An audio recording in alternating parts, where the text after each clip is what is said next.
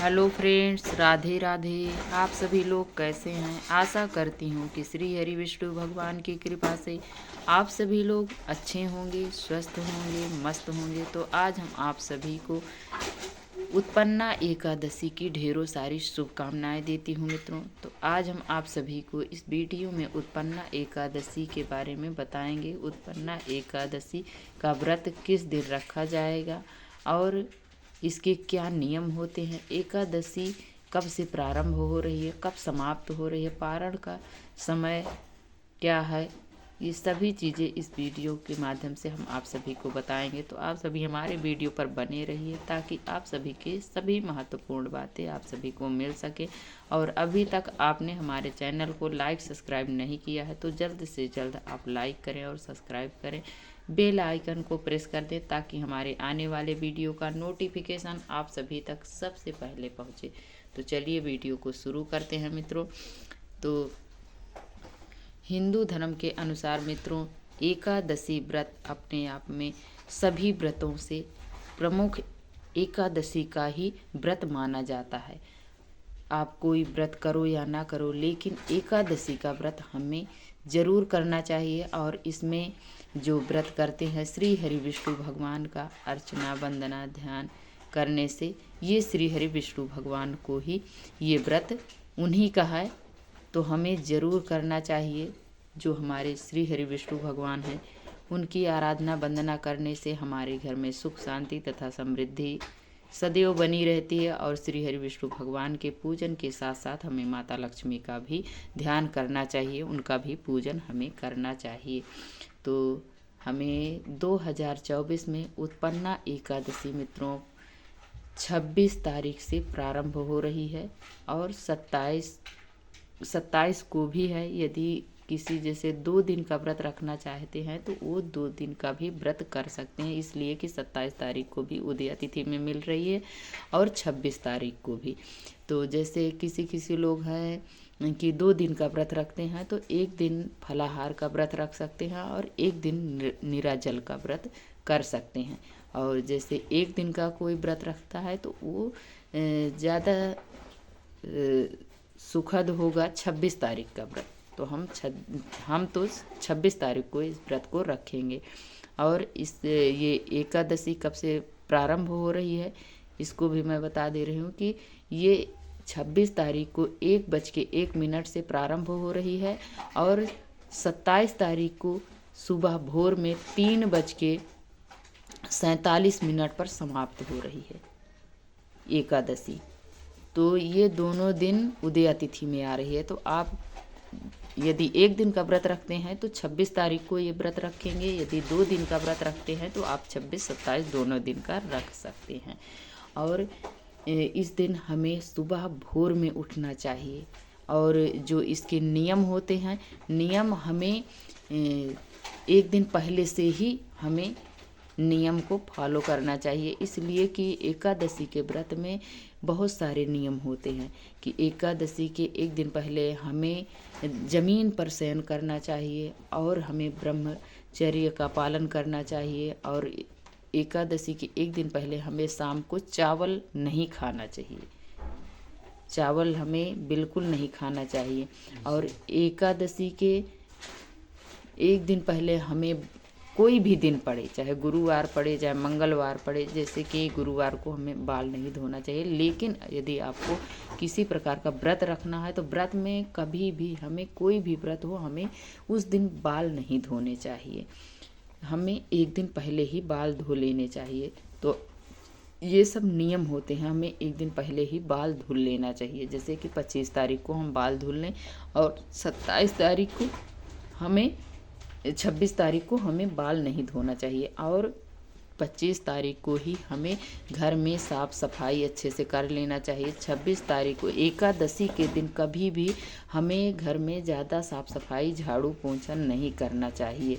और इस दिन हमें सुबह जल्दी उठना चाहिए, सुबह भोर में उठें। और ये जो उत्पन्ना एकादशी है मित्रों, ये अपने आप में बेहद खास मानी जाती है, इसलिए कि इस दिन एकादशी माता की उत्पत्ति हुई थी, प्रादुर्भाव हुआ था, तो इनका नाम ही है उत्पन्ना एकादशी। तो उत्पन्ना मीन्स किसी भी चीज़ की उत्पत्ति हुई है। तो इस दिन उत्पन्ना एकादशी की उत्पत्ति हुई थी। श्री हरि विष्णु भगवान से ये एकादशी माता उत्पन्न हुई थी, तो इसके कारण इनका नाम उत्पन्ना एकादशी है। और जिस दिन ये प्रकट हुई थी, जिस दिन इनकी उत्पत्ति हुई थी, उस दिन एकादशी तिथि थी, तो इसलिए इस कारण से इनका एकादशी नाम पड़ गया, उत्पन्ना एकादशी। तो यदि आप जैसे व्रत उठाना चाहते हैं तो इस एकादशी से यदि आप उठाएं तो आप बेहद खास एवं शुभ माना जाता है। सबसे बड़ी एकादशी में सबसे खास एकादशी उत्पन्ना एकादशी है, इसलिए कि इसी दिन से एकादशी का प्रादुर्भाव हुआ था। तो हमें इस दिन व्रत यदि करना चाहते हैं, आप उठाना चाहते हैं, तो इस एकादशी से हमें उठा लेना चाहिए। यदि नहीं उठाते हैं तो इसके बाद शुक्ल पक्ष में आने वाली एकादशी को आप उठा सकते हैं। और यदि ये कृष्ण पक्ष में पड़ रही उत्पन्ना एकादशी तो इसको भी आप उठा सकते हैं, और नहीं उठाते हैं तो आप शुक्ल पक्ष में जो एकादशी आ रही है उसको आप उठा सकते हैं। तो इस दिन हमें एकादशी के दिन सुबह भोर में उठना चाहिए। और यदि आपके आस पड़ोस में नदी तालाब है, गंगा जी हैं, यमुना जी यदि हैं, तो सबसे शुभ माना जाता है। कहते हैं कि यमुना जी के में नहाने से हमें कई गुना बढ़कर पुण्य फल प्राप्त होता है। वैसे तो सादे जल में भी हमें पुण्य फल प्राप्त होता है, लेकिन कहते हैं यदि यमुना जी के में स्नान करें तो हमें कई गुना बढ़कर पुण्य फल प्राप्त होता है। तो यदि आपके आस पड़ोस में है तो ज़रूर नहाइए, यदि नहीं है तो आप घर में यमुना जी का जल, गंगा जी का जल ले आकर हमें ज़रूर रखना चाहिए। और उस जल से हमें कोई भी जल में हम नहा रहे हैं उसमें थोड़ा सा हमें गंगा जल, यमुना जल या नींबू का पानी या आंवले का पानी ये सब डालकर या हल्दी थोड़ी सी डाल के हमें स्नान करने से कई गुना बढ़कर हमें पुण्य फल प्राप्त होता है। तो हमें ज़रूर स्नान करना चाहिए, और जल्दी से स्नान करके हमें पीले रंग का वस्त्र ज़रूर धारण करना चाहिए। फिर हम अपने घर में आकर घर के मंदिर में हम अपने व्रत का संकल्प लें, और इसके बाद जहाँ भी हम भगवान जी की चौकी लगाना चाह रहे हैं, जहाँ पर हमें पूजा करना है, वहाँ पर हम गाय के गोबर से या गेरू से या गंगा जल से हमें क्लीन कर लेना चाहिए। और उसके बाद हम पीले रंग का वस्त्र बिछाएं, और उसके बाद हम पुष्प का या तिल का आसन देते हुए श्री हरि विष्णु भगवान को हम वहाँ पर विराजमान करें। और विराजमान करने के बाद फिर हम यदि कलश की स्थापना, ये सबसे बड़ी एकादशी है मित्रों, तो हमें कलश की स्थापना अवश्य करनी चाहिए। यदि नहीं करते हैं तो कोई बात नहीं, यदि करते हैं तो हमें तिल या पुष्प का आसन देकर हमें कलश की स्थापना करनी चाहिए, इसलिए कि कलश में सभी देवी देवता विद्यमान रहते हैं, तो हमें कलश की स्थापना जरूर करनी चाहिए। तो हम कलश की स्थापना करें, और इसके बाद फिर हम एक लोटे में जल लें, और जल से हम पूरे चौकी पर सभी को भाव रूप से स्नान करवाएं। स्नान करवाने के बाद फिर सबसे पहले हमें दीपक प्रज्वलित करना चाहिए। कोई भी पूजा पाठ हो, सबसे पहले हम अग्निदेव का आवाहन करते हैं, तो दीपक प्रज्वलित करें। फिर इसके बाद हम सभी को वस्त्र स्वरूप कलावा समर्पित करेंगे, और कलावा समर्पित करने के बाद हम सभी को तिलक करेंगे। दीपक को भी तिलक करेंगे, कलश को भी दीपक करेंगे, और श्री हरि विष्णु भगवान को भी हम तिलक करेंगे। तो श्री हरि विष्णु भगवान को हम पीले चंदन से तिलक करेंगे, और यदि कलश रखे हैं तो हम हल्दी से, कुमकुम से, हल्दी से, सिंदूर से तिलक करेंगे। दीपक को भी हल्दी कुमकुम सिंदूर से तिलक करेंगे। और यदि विग्रह में आपके यदि भगवान भोलेनाथ हैं या कोई भी देवी देवता हैं, तो उन्हें, जैसे भगवान भोलेनाथ हैं हमारे विग्रह में, तो हम उन्हें सफ़ेद चंदन से तिलक करेंगे, और ब्रह्मा जी हैं तो हम उन्हें पीले चंदन से तिलक करेंगे। इस प्रकार से हम सभी को तिलक करने के बाद फिर हम भगवान जी को पुष्प समर्पित करेंगे, और तिल है तो तिल समर्पित करेंगे। तो श्री हरि विष्णु भगवान को पीले रंग का पुष्प अति प्रिय है, तो हम पीले रंग का पुष्प समर्पित करेंगे। और माता लक्ष्मी को भाव से हम ये समझ के कि माता लक्ष्मी भी विराजमान है, तो उनके लिए हम लाल रंग के पुष्प समर्पित करेंगे, और भगवान भोलेनाथ हैं उनके लिए हम सफ़ेद पुष्प समर्पित करेंगे। और इसके बाद हम माता लक्ष्मी के हमने यहाँ पर चरण भी रखे हैं, माता लक्ष्मी समझ के कि माता लक्ष्मी हमारी विराजमान है, तो उन्हें हम यहाँ पर पुष्प समर्पित किए हैं। और फिर इसके बाद हम दीपक को भी पुष्प समर्पित करेंगे। फिर इसके बाद हम भगवान जी को भोग में हमें लड्डू घर के बने हुए यदि हैं तो और अच्छी बात है, यदि नहीं है तो आप बाजार से ले आइए और भगवान जी को इस दिन लड्डू का भोग जरूर लगाइए। तो देख सकते हैं हमने यहाँ पर लड्डू का भोग लगाया है और बर्फ़ी का। और इसके बाद जो भी आपके घर में ऋतु फल अवेलेबल है वो आप फल का भोग जरूर लगाएं भगवान को, श्री हरि विष्णु भगवान को। और लगाने के बाद फिर हम धूप जलाएंगे, धूप जलाकर भगवान जी को धूप दीप दिखाएंगे। और दिखाने के बाद हम धूप दिखाने के बाद फिर हम दीपक से भगवान जी की आरती करेंगे। आरती करने के बाद हाथ जोड़कर भगवान जी से क्षमा याचना करेंगे कि हे प्रभु, जो भी मुझसे पूजा पाठ में कमियां रह गई हों उसे आप क्षमा करना और मेरे व्रत को निर्विघ्न पूर्ण इसे संपन्न करना। और जो भी कमी रह जाती है उसके लिए हमें दक्षिणा जरूर मित्रों चढ़ानी चाहिए। जो भी हमारे सामर्थ्य हो वो हम उस सामर्थ्य के अनुसार भगवान जी के चरणों में हम भाव से वो दक्षिणा समर्पित करें। और जब तक हम दक्षिणा नहीं समर्पित करते हैं मित्रों, हमारी पूजा कभी भी, कोई भी पूजा हो छोटी या बड़ी हो, पूजा कभी छोटी बड़ी नहीं होती है मित्रों। जो भी हम पूजा पाठ करें उसमें जब हम दक्षिणा चढ़ा देते हैं तो हमारी पूजा संपन्न मानी जाती है। तो इस प्रकार से हमें दक्षिणा जरूर चढ़ानी चाहिए। और जो भी हम भगवान जी को भोग समर्पित करते हैं मित्रों, श्री हरि विष्णु भगवान है, कृष्ण भगवान है, श्री राम भगवान है, तो ये बिना तुलसी दल के भोग नहीं स्वीकार करते हैं। तो हमें तुलसी दल अवश्य डालनी चाहिए। और इसमें एक नियम है कि तुलसी दल हमें एक दिन पहले तोड़ लेना चाहिए। जैसे एकादशी के दिन तुलसी माता भी श्री हरि विष्णु भगवान के लिए व्रत रखती हैं, तो हमें उस दिन उन्हें नहीं छूना चाहिए, उन्हें नहीं टच करना चाहिए, उन्हें नहीं परेशान करना चाहिए, इसलिए कि वो भी व्रत रखती हैं। तो हमें एक दिन पहले तुलसी दल तोड़कर रख लेना चाहिए। तुलसी दल कभी बासी नहीं माना जाता है मित्रों, हमें रख लेना चाहिए और भोग प्रसाद में हमें डाल देना चाहिए। श्री हरि विष्णु भगवान के चरणों में भी हमें चढ़ाना चाहिए। और जैसे आपको नहीं मिल पाता है तो आप शुद्ध तुलसी की माला रखें और उसे गंगा जल से शुद्ध कर लें। फिर उसके बाद हम सभी में स्पर्श करेंगे, स्पर्श करा के हम भगवान जी को भोग लगाएंगे और भगवान जी बड़े भाव से इस भोग को स्वीकार करेंगे। इस प्रकार से हम भगवान जी को भोग लगाएं। और इस दिन हमें मित्रों किसी की निंदा, चोरी, चुगली नहीं करनी चाहिए, हमें इससे बचना चाहिए। और इस दिन हमें द्वादशाक्षर मंत्र का जाप करना चाहिए, भगवान जी के नाम का कीर्तन करना चाहिए।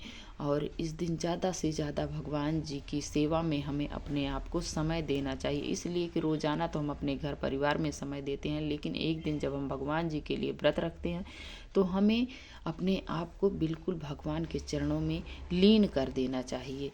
आपको कोई भी मंत्र जैसे नहीं आता है, आपको नामदान नहीं लिया है, तो आप सिर्फ यही श्रीमन नारायण श्रीमन नारायण श्रीमन नारायण का जाप करिए। यदि नहीं आपको आता, जैसे आपको किसी भी इष्ट से आपने नाम दान ले लिया है तो आप उनका जाप करें, नहीं लिया है तो आप हो सके तो ओम नमो भगवते वासुदेवाय का आप जाप कर सकते हैं, श्रीमन नारायण का जाप कर सकते हैं, श्री राधे कृष्णा का जाप कर सकते हैं। आप किसी न किसी नाम का आप जाप जरूर करें।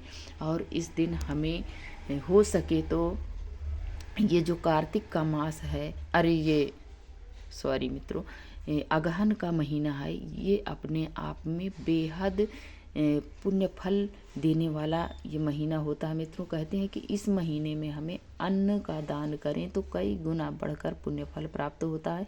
और शास्त्रों के अनुसार मान्यता है कि जैसे आप किसी को प्राण दें, प्राण देने की मान्यता है कि जैसे आपने अन्न का दान किया तो आप किसी को अपना प्राण दे रहे हैं, इतना फल प्राप्त होता है प्राण देने का।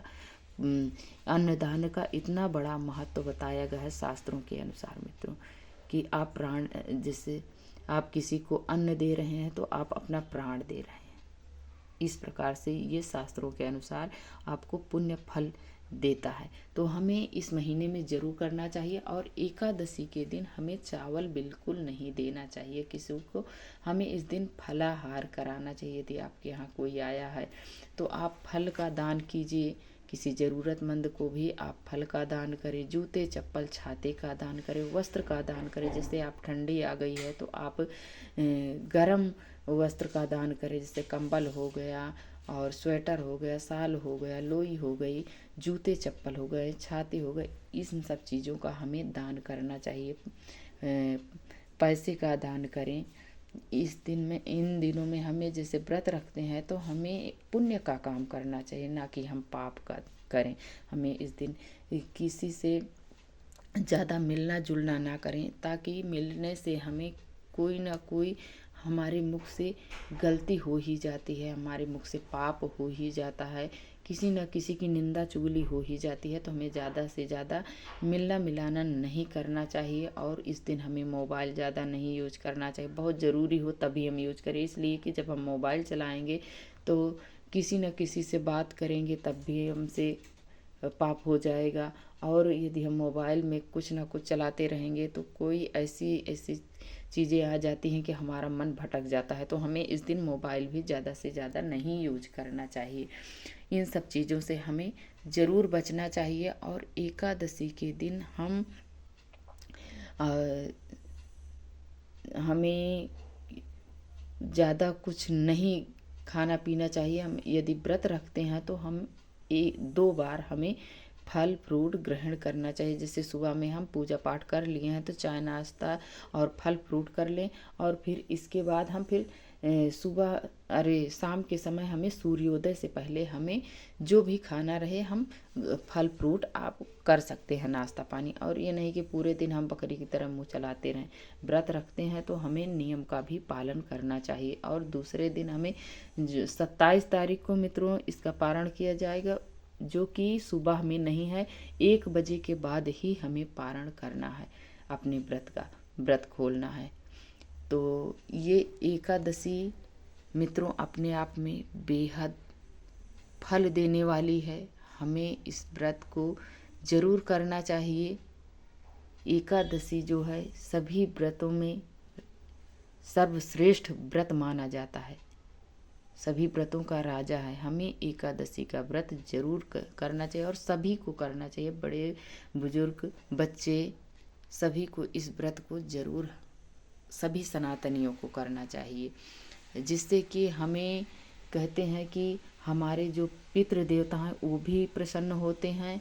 और इस व्रत को करने से हमारे घर में सुख शांति तथा समृद्धि सदैव बनी रहती है। इसलिए कि ये श्री हरि विष्णु भगवान का व्रत माना जाता है। और इसमें जब हम पूजा पाठ करते हैं ये श्री हरि विष्णु भगवान को ही समर्पित है। और एकादशी का व्रत करने से हम नरक में कभी नहीं जाते हैं। और पुनरपि जननी पुनरपि मरणम, इससे हम कहते हैं कि बच जाते हैं। बार बार जो जन्म लेते हैं मरते हैं, इससे हमें श्री हरि विष्णु भगवान जो हैं हमारे इस कर्म से हमें बचा लेते हैं। और एकादशी का व्रत करने से हमारे जितने भी कहते हैं ब्रह्म जैसे हत्या को भी नष्ट कर देते हैं और वैकुंठ लोक की प्राप्ति होती है। तो हमें एकादशी का व्रत जरूर करना चाहिए। कहते हैं कैसा भी हमसे पाप जाने में अनजाने में हो जाए, लेकिन एकादशी का व्रत करने से सभी पाप नष्ट हो जाते हैं और श्री हरि विष्णु भगवान के लोक वैकुंठ लोक का हमें अधिकारी बना देते हैं। तो हमें ज़रूर इस व्रत को करना चाहिए। तो मित्रों आज की वीडियो यहीं तक है। यदि आप सभी को थोड़ी भी अच्छी लगे तो हमें लाइक सब्सक्राइब करना ना भूलें और बेल आइकन को प्रेस कर दें और हमारे आने वाले वीडियो का नोटिफिकेशन आप सभी तक सबसे पहले पहुंचे। तो वीडियो देखने के लिए मित्रों आप सभी को बहुत बहुत धन्यवाद। राधे राधे। जय श्रीमन नारायण।